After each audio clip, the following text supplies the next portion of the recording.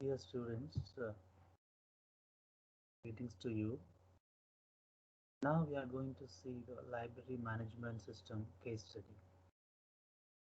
Just bring the library system in front of your eyes and think of it. What are the actions being done in the library when the student goes there to take a book? And what are the actions to be taken care? How they check the book? How the librarian verifies it in the database? And how he gives to the student, and what happens when he checks the database about the student details, how he updates and where it goes, what information he asks for. So all these things you keep in front of your eyes. When you think about library management system, the case study, that's the case given to you. We are going to study on the case. What's happening in front of our eyes, we are going to study and we are going to depict in different languages. For example, today we are going to see in Java language. Okay, so just let us have overview of that. The implementation of library management starts with entering and updating master records like book details, library information. Any further transaction like book issue, book return will automatically update the current books. It will track on the how many books available in library and books issued to the students. This is the situation I explained in the beginning, right? What we do in the library. That's what. What's our purpose of this case study? To provide a friendly environment to maintain the details of books and library members. Yes. So the library has the books, and books has different details. They are stored in the system. How we are going to store as a person who knows system, who knows design of a system or application development, right? So the main purpose of this case study is to maintain easy circulation system, right? Make it easy how we can have it for the librarian, how we can have it easily for the students, right? That's what we. So improved customer service through greater access to accurate information. Yeah, right. Greater accountability and transparency in operations. Right. The scope of this case study. Document only covers the requirement specifications for the library management system. We are not going to provide any other information about library management system. Here, since we are talking about this case study, we are going to give only the specific information. Right? We are not going to give the whole set of information what we need for developing an application or developing a project. Okay? All the dependencies are also identified. We are going to see in the last diagram. Okay, this case study is basically updating a manual library system into a software based application. So suppose if anybody is reading our case study, they will understand how we can develop a project, how they can construct one project based on that using Java. Okay, the characteristics. There are two levels, as we know, as you have brought in front of your eyes about the library management system. There are two people. Yes, I am the person. For example, I am the student. I am going to a library. There is a librarian, right? So that is the administration part. So first one is the user side. In user side, user will check the availability of the books. So for example, returning the books or taking the books, right? Just borrowing from the administration, that librarian, right? So administration side, what they do, the following are the submodule in the administration side. We have registering the user, entry, book details. Suppose the library people are buying new books for the students, right? They will keep it in the library and they will update the details of the book like ISSN number, ISBN number, and the author of the book number of copies they have in the library. They are going to keep in the library, and so suppose they are going to describe the number of pages, the publisher. So all these things will be stored in the book details and book issue. Suppose they are having 10 copies. Okay, so when they issue a book, they have to subtract the number of copies, right? Yes, that's what. So we are going to. So functional requirements, what are the functions, right? You keep in mind when we deal with this, when we are developing a project using Java code, we can understand that book entry should be done, student registration should be done, book issue, when they are doing the book issue, how to what book is given depends on that. They have to reduce the number of copies, right? Suppose a book is written, then they have to increase the number of copies, the available copies for the students. So these are the functional requirements, right? Addition, subtraction, right? Keeping student information, keeping book information, all these things. So just imagine this, okay? How we can convert into the actual methods, and the methods are going to work on some variables and parameters to keep in your mind so that it will be easy for you to understand, right?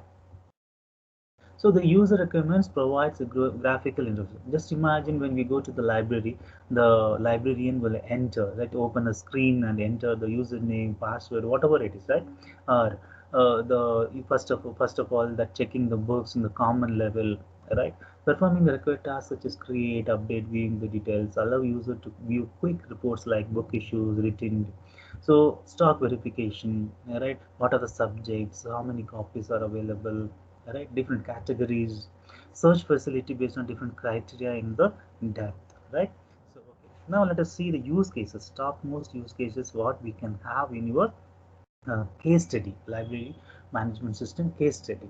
Okay, so we can add, remove or edit the book, right? What is the mean actually? See, you keep yourself in the side of a librarian.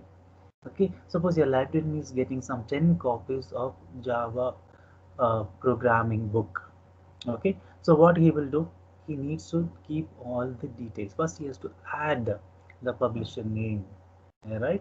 The year of publication, the who is the author of the books, the title of the book, so number of pages, ISBN number, right? All these things will come into the picture. He has to keep all this information in the system, correct? So that is the first level, that is for adding. So imagine what are the variables available there, right? Whatever I told, that is. So what function he has to do? Just addition, correct? Suppose that is one thing. Suppose you imagine there is a book they want to eliminate from the library because that edition may be very old. They don't want to keep it. What they will do? They have to delete that book based on the title or based on the ISBN number, or if they have any of their own index number, they have to remove it, right? So that is removing function. So then editing function may happen.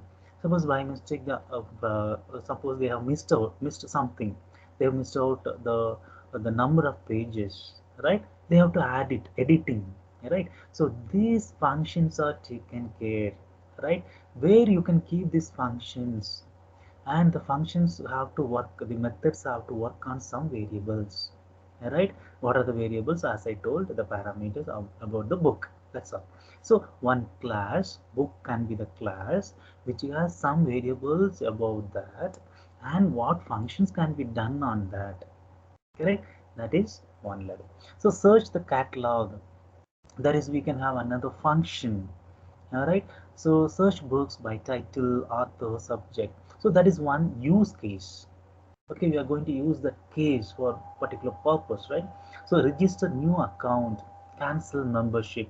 Suppose your student is passing out of that particular university, right? Then what we will do, we have to remove, because the student should not have any more access to the library, right? So cancel the membership. Suppose a student is joining in an university, so we have to keep a new account for the student, right? Whenever the student comes, what details we have to keep for a student for new account? So register number, roll number, his name, his course name, program name, the year, so then the subjects what you study. So all these things we can keep it, right? So these students, any other particular information, right? What the basic requirements? These are the variables. These are the variables, and adding or deleting or new account creation or canceling membership. So these kind of methods we can work on that, right? And we what we can have is register as one class, okay, or we can create for particular person or membership. We can have a class there, we can have these variables and the methods. Then check out the book. What happens when a person comes, when a student comes to borrow a book, right, and for himself, what are the things to be taken care? When a book is checked out, what we need to know, two things. One is about the book, and we need to know about the student who borrows the book. Correct? You have to keep in this mind. So you have to borrow. When you borrow, you have to give your details, and the librarian will take the details of the book. When you have both the details, then only we can do the checkout. Just imagine checkout is a class.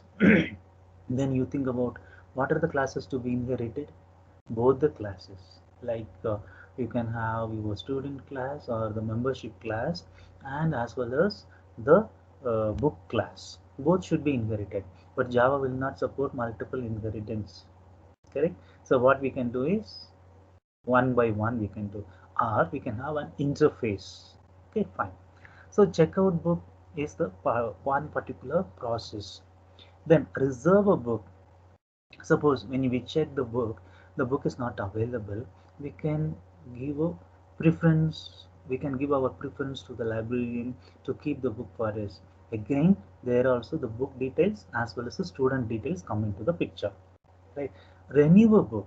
What is that actually? We are going and we are not returning actually, they are extending the date, right? So it's like closing it and giving a new book. So renew a book, that is another part. Okay, return a book, that's they are not going to use it anymore, so they are going to return a book.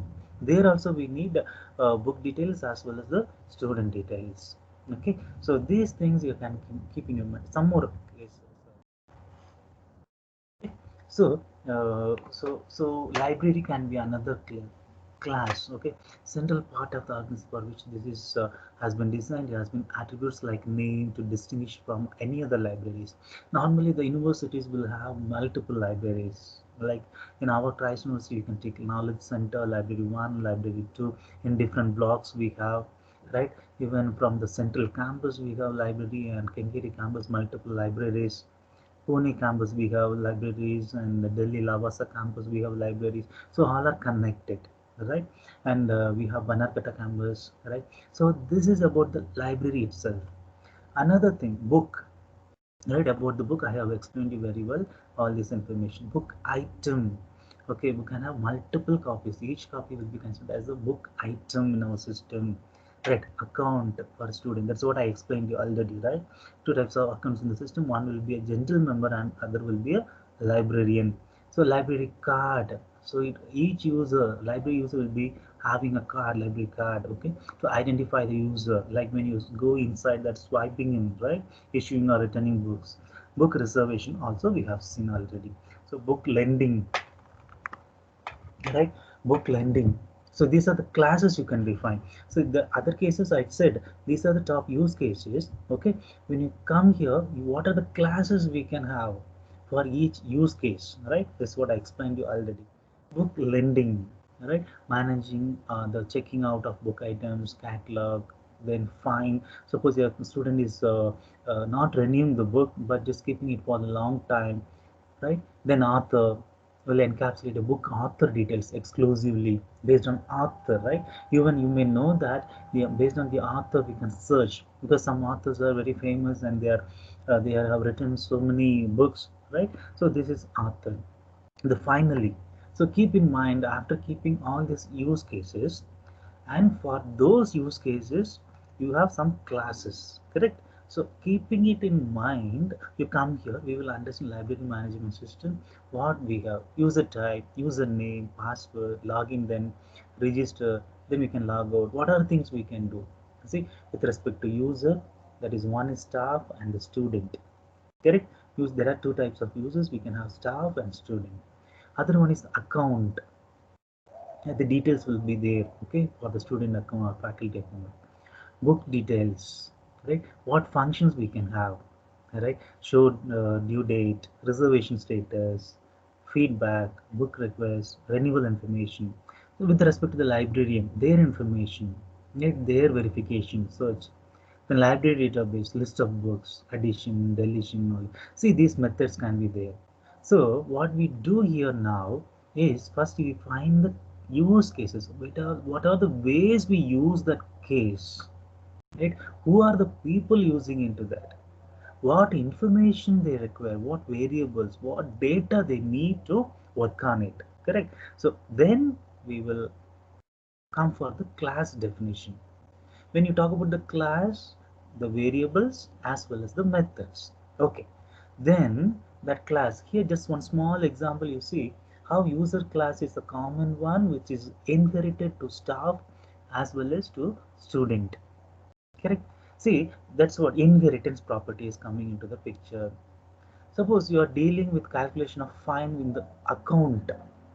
Okay, so what we can do is there, suppose when we calculate something goes wrong, right, we have to throw some exception, right? So that also we can think about it. So books, then we can, there we can have, when there are 5 copies, when keep on deducting, when a student is coming to borrow, suppose there is only 1 copy, that's borrowed by a student, then becomes 0. What we have to do is we cannot issue anything. Suppose any student is coming again for borrowing that particular book, then we have to say that it is not possible, right? So this kind of situation arises. Correct? So all these things you can keep in mind when we design a use case for this library management system.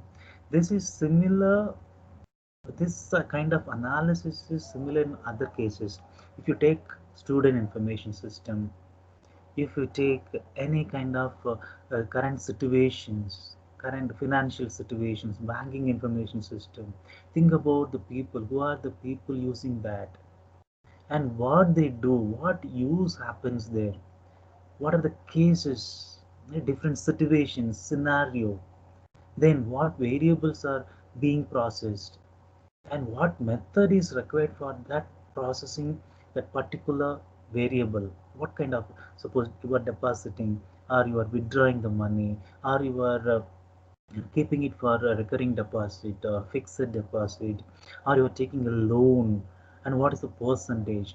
For everything we need a method, and some methods we have to keep it in class, right? So and the particular classes are being inherited, and when we need to inherit multiple classes, it's not possible in Java. So what we do is we are having interface to inherit, right? So these are the things. Then suppose when there is a situation, we have to override the method, we have to go for overloading, we have to use constructors to initialize the values, right? That number of copies 5, so we have to initialize through constructor. Correct? So these are the things, the concepts, whatever we have studied. Some variables we can keep it as protected because we are going to use it for only the inherited classes. Correct? So protected is available for inherited. When we use it for public, then it is available for every class. So we can think in different ways. What are the concepts? How we can make it very secured and clear, and we can define it effectively and efficiently. Right? So this is about library management system, and similar to that, we can define different case studies. Okay.